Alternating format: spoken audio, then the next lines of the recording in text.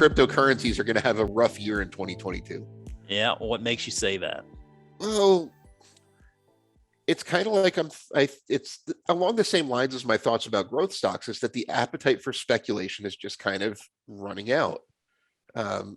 Higher interest rates, things like that, are really going to, it's going to cause investors to pump the brakes on speculation, and it's going to trickle down to the cryptocurrency markets, because at the end of the day, cryptocurrencies and growth stocks are more linked than people like to think.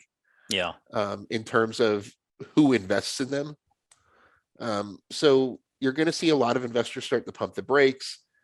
And since I wrote this article, Bitcoin's already down by like 10%. So I mean, technically the clock starts in January. Somebody leaked the info. Someone leaked our show notes. So it was, Tim just said it was my fault. But since the beginning of 2020, like pre-pandemic, Bitcoin is up by about 700%. Yeah. Ethereum's up by 3,400%. Wow. Since the beginning of 2020. And that was already after a big multi-year kind of rally. I mean, look at like a 5-6 year chart of Bitcoin, and you'd be kicking yourself for not buying it. But I think that's going to kind of start to run out. I think it's going to take a step backward.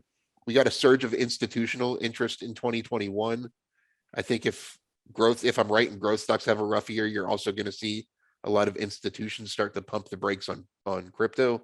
Yeah. So I'm predicting a decline of 20% or more. I put a number on it, 20% or more. All right. Well, you've quantified it. That's it's just a tricky one. You're right. I mean, I think the risk profile is very similar. Folks who are part of that growth movement, very similar risk profile to those who invest in this cryptocurrency. So it will be interesting to see, maybe as 2022 unfolds, if we see sort of the tail ends of any stimulus and the impact that's had on helping people sort of pad their bank accounts, is kind of start needing to get people back to work, and those accounts become a little bit more depleted. If maybe that tolerance for risk doesn't start to abate at some point in 2022 for some, maybe you just don't see as much about crypto and meme stocks and things like that. But that'll certainly be stuff worth following for sure.